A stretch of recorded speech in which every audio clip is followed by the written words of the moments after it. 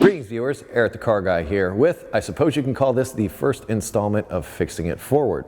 In this series, I'm going to approach things a little bit differently than I have in the past as far as specific repair, step-by-step kind of thing. What I'm hoping to do with this series is approach this as if this came into my shop. So if a customer brought me this vehicle with this list of problems that it has, this is how I would approach the repair. Now, this vehicle is a 1998 Chrysler Town & Country. It has the 3.8 liter engine in it. It is a two-wheel drive, front-wheel drive version, not an all-wheel drive version of this van. Pretty decent van back in its day. However, with this philosophy in mind, if this came into my shop, looking at this list of possible repairs, starting with the first thing being a transmission, it kind of exceeds the value. The repairs would exceed the value of this vehicle without a doubt. In fact, the tires on this thing are probably worth more than the whole van. But this is Fixing It Forward, and I want to go through the process of making repair videos. I want to go and help people that have vehicles, well, similar to this, that need to get them back on the road. Rather than kicking this out the door and saying, hey, you're better off getting a new vehicle, I'm going to do what I can to keep the cost of these repairs as close to zero as possible.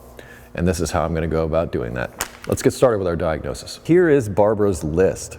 And as you can see right there at the top, the transmission being one of the primary concerns that we need to worry about on this vehicle.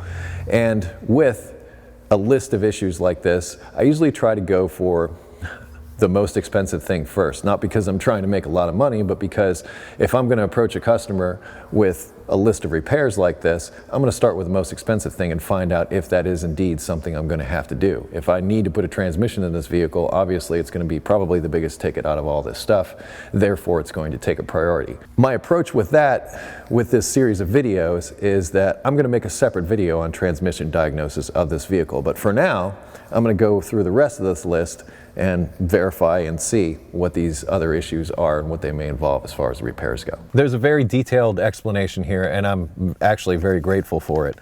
But one of the things that's kind of low-hanging fruit that may be easy to address right off the bat is she states that sometimes there's some issues with the key sticking in the ignition. There's also security system issues, but so when I had the issue with the key won't turn, if that happens, I tap it with a hammer and it turns. I tried it, and every time I'm able to move the key, but it does feel a little sticky sometimes inside the switch itself.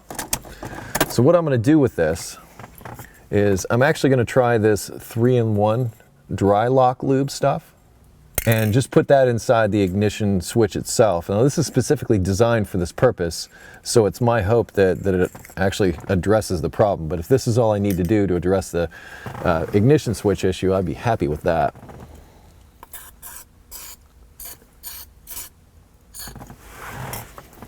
Now, it starts out as a liquid, but it's supposed to be a dry lubricant. It's a little strange. It's not graphite, but whatever it is, it's special magic beans that make it happen. Well, it looks like the audio dropped out on me while we were taping this, but this key worked a lot better. It went in and out of the lock easily, wasn't sticking anymore, so I just called it and left it at that.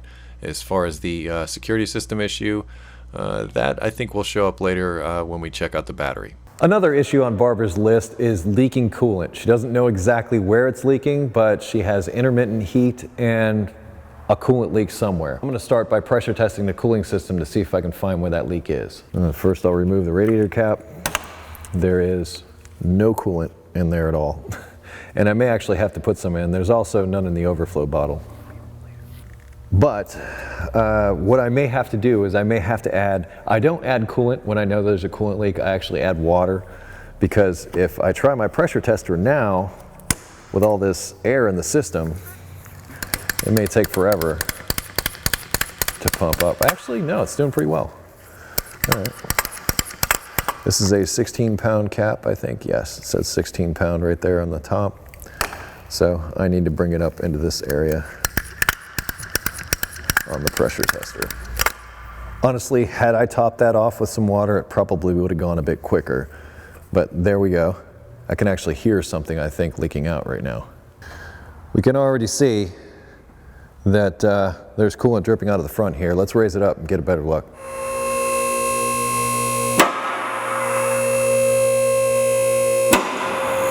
Okay, Barbara had even mentioned in her letter that she suspected that the coolant leak was a result of the hose, and she was correct. Come take a look.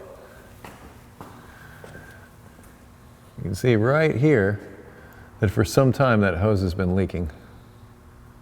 And it's not the hose itself. I believe the spring clamp has lost its tension. And I think I can fix that right now. What I'm gonna do is I'm gonna take this clamp and move it down rather than taking the hose off and let all the coolant drain out. I'm just gonna take this clamp, which that was way easy. Like I had no resistance there whatsoever. Oh, why? Because of that. I wondered why it wasn't moving. Okay, well, I want to move it out of the way, but with it broken like that,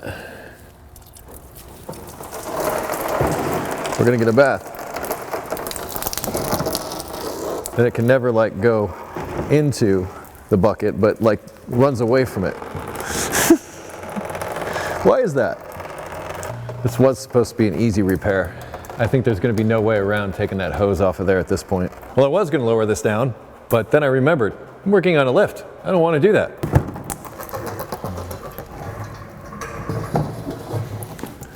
We'll just do it this way. It's very possible I'm going to take a coolant shower.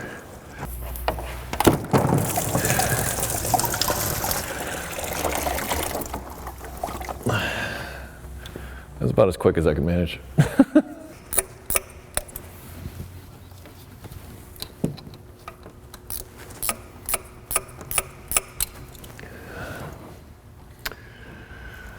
This is what happens when you buy a cheap clamp. Right, well, I'm just gonna come out and say it. I got these clamps from Harbor Freight. They're junk. I mean, as you can see, it just pulled right out of itself. You might as well just throw your money in the ocean. It's not even worth it. And not to mention, it cost me the time of having to go to the auto parts store and get more. Time is money. Let's try this again. This time I have a decent stainless steel clamp.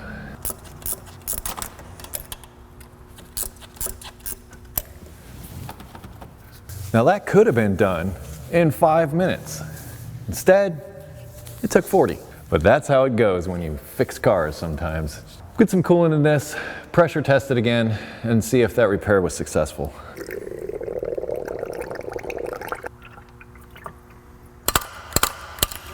Hear another leak somewhere.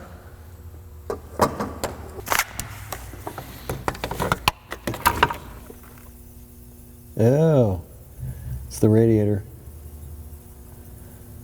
You can barely see it. Looks like we've also got a radiator issue to add to our list.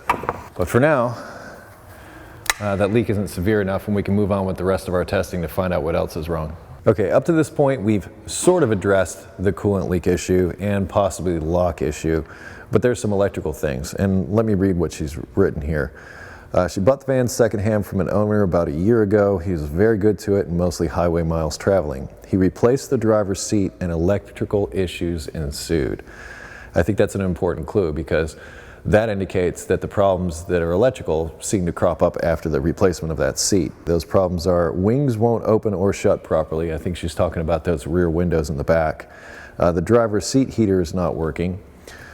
Sometimes it goes wacky with the security, thinks I'm trying to steal it and it won't start. So it sounds like there's an immobilizer issue, and I'm not sure if that's related to the seat replacement or not, but certainly the seat heater may be involved with that. Not really sure if the wings have anything to do with that. So she comes out and disconnects the battery cables and everything's fine, and then she talks about hitting the key if she has an issue there. It looks like the electrical issues involve the seat heater and the rear windows in the back.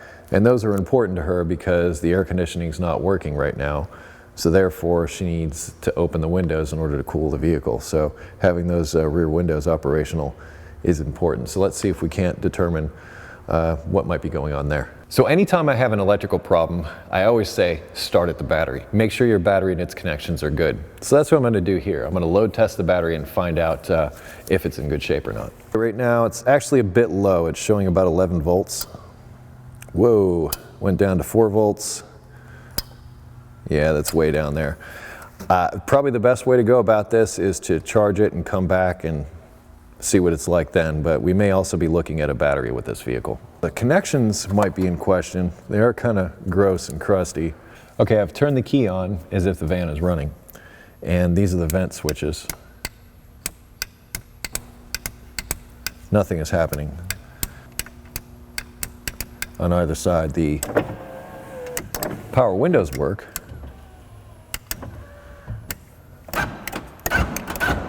Door locks work. I'm gonna guess that all these things are on the same harness, so it's just those rear wings that aren't working. And I'm first gonna look to see if there's a fuse that controls them. The first place I always begin with electrical issues like this, especially when it only affects one circuit, is with the fuses. And I'm gonna see if I can find a specific fuse for those wings. So far, I'm not seeing them. So we've got another fuse box someplace we've got to hunt down. Looks like there's another fuse box under here. Rear blower. And then BU/LMP/ABS. I don't see any other fuses up there. I'll just check these just in case. Without a wiring diagram, I'm sort of flying blind.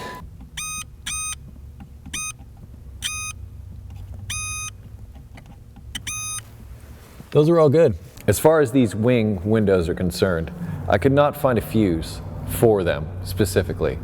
But what I've done instead is I've come back here to the motor itself. This is the motor here. This is the thing that basically turns the window in and out. This is the electrical connector going to it. Now it's a simple motor in that it just has two wires going into it, and depending upon whether it's opening or closing, it's going to change power and ground to this connection right here. I'm going to turn the key on, put my power probe in here, flip the switch from side to side and see if power and ground is present at this connector. If it is, we can assume that the motor is bad. All right, if this works like I suspect it does, when you move the switch in one direction, you'll get power to this wire, and when we move it in the other direction, we'll get power to the other wire. So go ahead and try it, Brian. Other way. So we've got power there. I'm going to try the other wire. Okay, Brian. And there we go. So we got power and ground going to the motor, but the motor isn't working. So therefore, that motor is bad. So we know for a fact the motor on this side is bad. Okay, well, I've removed some of the paneling from the rear here. There was also a piece of ductwork for the rear HVAC that needed to be moved out of the way so that I could get access to the back of the motor in here and its connector. The key is in the on position. I have Brian at the ready at the switch. We're going to try again. Go ahead, Brian. Okay. Now I'm going to try the other side. Go ahead. All right, let me go ahead the other way. And we can see that it is getting power and ground, so we need two of these rear motors that open these rear wings in order to repair that issue. Okay, so where are we in the process of doing the diagnosis of Barbara's list here? The leaking coolant we found was a broken hose clamp, which we've replaced. However, there is still a small leak up at the top of the radiator at one of the hose connections up there, so we'll have to address that at a later time. Also, the rear wing windows, both of those we've determined that there's power and ground going to those motors back there, but the motors themselves aren't working, so we'll have to replace those motors on both sides to get those windows to work again. As far as the seat heater, I'm not going to concern myself with that too much right now. I consider that kind of a luxury item, and I suspect it's probably the heating element in the seat itself, which would require quite a bit of work and effort in order to get that done. Summertime's coming up. It's not really a priority at the moment. The AC, we'll address that when it's all said and done, because right now the elephant in the room is whether or not this transmission is bad. So we have to explore whether or not we're going to need to put a transmission in this vehicle. So I'm going to do the diagnosis of that in a separate video, but we're going to determine if it needs a transmission and then sort of take things from there and find out what we can do at that point. So really, we've covered the majority, well, actually all the concerns, save one. There was one other concern. Sometimes the dashboard would freak out, according to what she's read here, so there's some kind of security system issue. but she'll smack the top of the dash and it will get better. I have yet to experience an issue with that dash. I'm going to wait till I see a problem before I start my diagnosis, because other than that, I'm just going in with an assumption, and I don't want to do that. So I'll live with the vehicle for a little bit and look into that security issue or that dashboard issue as it occurs. For now, let's turn our attention to the transmission and get that checked out. However, I'm going to close this video out because it covers the majority of this list. If you have automotive questions that were not addressed in this video, I would ask that you head over to EricTheCarGuy.com. If you wish to connect with me socially, I can be found on Google+, Facebook, Twitter, and now Instagram. I close each of my videos with be safe, have fun, stay dirty, fixing it forward.